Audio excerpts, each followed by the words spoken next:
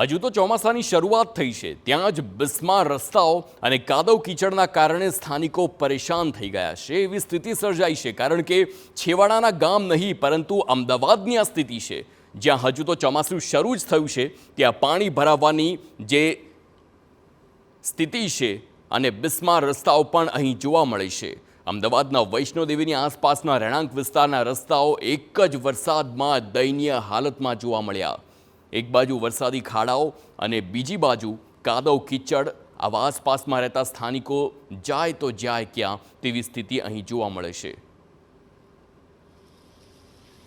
રસ્તાઓમાં આમાં એવું છે કે દરેક ડેવલપર્સ જે પ્લાન પાસની અંદર જે ડ્રેનેજના કે રોડના એ બધા ડેવલપરો ચાર્જ ભરેલા હોવા છતાંય આજે એમ નથી લાગતું કે આપણે અમદાવાદ નજીક સરદાર ધામ એરિયા જેવો જે એકદમ અમદાવાદના નજીક છે, જેની હાલત એવી છે કે જે છેવાડાના ગામડાઓમાં પણ અત્યારે આવા રસ્તા નથી, એવી હાલત અહીંયા છે.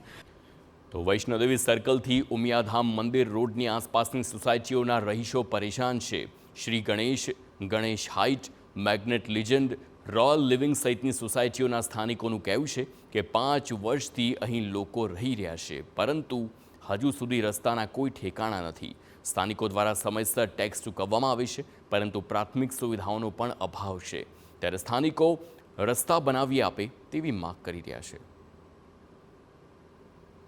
તો વરસાદ અને ત્યારબાદ અમદાવાદના રસ્તાઓની દયનીય હાલત આ સામાન્ય બાબત બની ચૂકી છે. અને જે પ્રકારનો પહેલો વરસાદ અમદાવાદમાં આવ્યો ત્યારબાદ આપ જોઈ રહ્યા છો કે કેવા પ્રકારની સ્થિતિ અમદાવાદ અને આજુબાજુના જે નવા ડેવલપ વિસ્તારો છે ત્યાંની જોવા મળી રહી છે. અત્યારે હાલ અમે જે વૈષ્ણોદેવી વિસ્તાર અને ત્યાંથી જાસપુર ઉમિયાધામને જોડતો જે સમગ્ર રસ્તો છે એની આજુબાજુના તમામ જે રોડ છે ત્યાંની સ્થિતિ કયા પ્રકારની છે એ આપ જોઈ રહ્યા છો. અહીંયા આપને ક્યાંય રોડ જોવા નથી મળતો, માત્ર ને માત્ર જે કાચો માલ છે એ નાખેલો છે અને એના જ કારણે સ્થાનિકોને ખૂબ સમસ્યા થઈ રહી છે. આમ તો છેલ્લા લગભગ 4-5 વર્ષથી આ સમગ્ર વિસ્તાર છે એ ડેવલપ થતો જોવા મળી રહ્યો છે. અનેક સ્કીમો આવી ચૂકી છે, અહીંયા અનેક લોકો પણ રહેવા આવી ચૂક્યા છે, પરંતુ રસ્તાઓ જે છે એની હાલત દયનીય જોવા મળી રહી છે. પ્રથમ વરસાદ બાદ જ આ પ્રકારની સ્થિતિ છે. ત્યારે સ્થાનિકો સાથે પણ વાતચીત થઈ છે, તેઓ પણ સ્પષ્ટ કહી રહ્યા છે કે છેલ્લા 4-5 વર્ષથી તેઓ રહેવા આવ્યા છે આજુબાજુમાં, પરંતુ 2 વર્ષથી રસ્તાની હાલત દયનીય છે.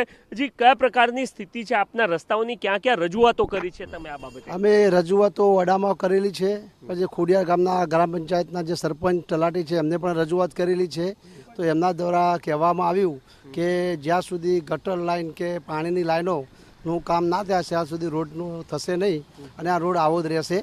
એટલે અમે બહુ રજૂઆતો કરી છે, મેલ પણ કરેલા છે વડામાં, એના પર રૂબરૂમાં હમણાં પણ મળી આવ્યા હતા. પણ થઈ જશે એવા ખાલી વાતો કરવામાં આવે છે. છેલ્લા 5 વર્ષથી ઘણી સોસાયટીઓ બનેલી છે અને બીજી નવી ડેવલપમેન્ટ પણ થાય છે. એમાં બધું જ પાણી, વરસાદનું બધું જ પાણી અહીંયા ભેગું થઈ જાય છે. લગભગ 6 સોસાયટીઓ છે, જેવી શિવ ગણેશ છે, પછી ગણેશ હાઇટ છે, ગણેશ લિજેન્ડ છે, પછી રોયલ હાઇટ છે અને બાજુમાં મેગ્નેટ લેવિસ છે. પરંતુ સામાન્ય સંજોગોમાં વિસ્તાર ડેવલપ થયા, રોડ રસ્તા બને ત્યાર પછી પજેશન આપવામાં આવતા હોય છે, ઓડા હોય કે કોઈ પણ ઓથોરિટી હોય એ બાબતનું ધ્યાન રાખતી હોય છે. અહીંયા એમનામ જ તમામ લોકોને પજેશન આપી દેવાયા છે. હા, એમનામ જ આપી દે. કાચું માટી કામ જ છે, એક સાઈડ થોડું નોર્મલ રોડ છે, બાકી બધું કાચું કામ માટી કામ જ કરેલું છે. એટલે ખરેખર તો સારી સુવિધાઓ આપી પછી ડેવલપમેન્ટ થવું જોઈએ અને દરેક મેમ્બરને વ્યવસ્થિત ફેસિલિટી મળવી જોઈએ. બધા ટેક્સેશન આપે છે તો ફેસિલિટી મળતી નથી, તો આ વિશે સરકારે કંઈક વિચારવું જોઈએ. ઓકે, તો ઓરડાનો ટેક્સ આ તમામ લોકો ચૂકવી રહ્યા છે, પરંતુ સામે જે પ્રકારની સુવિધાઓ મળવી જોઈએ એ સુવિધાઓ નથી મળી રહી અને એને જ લઈને આ તમામ લોકો પરેશાન જોવા મળી રહ્યા છે. મહત્વની વાત એ છે કે જે વૈષ્ણોદેવી મંદિર અને જે 4 રસ્તા છે એની આજુબાજુનો વિસ્તાર અત્યારે હાલ મોસ્ટ ગ્રોઈંગ વિસ્તાર છે અમદાવાદના, કે જે સૌથી વધારે વિકસિત થઈ રહ્યા છે એ વિસ્તારોમાં એનો સમાવેશ થાય છે. અને એ જ વિસ્તારના રસ્તાઓની સ્થિતિ કયા પ્રકારની છે એ આપને જોવા મળી રહ્યું છે. ડેવલપરો સાથે પણ વાતચીત થઈ, તેઓ પણ કહી રહ્યા છે કે સરકાર અથવા તો ઓથોરિટી ડેવલપમેન્ટ ચાર્જ લઈ લે છે, પરંતુ એની સામે જે પ્રકારની સુવિધાઓ આપવી જોઈએ એ આપતી નથી. એના જ કારણે તેઓ પરેશાન છે. દીપક સેન સાથે નરેન્દ્ર રાઠોડ, TV9 અમદાવાદ.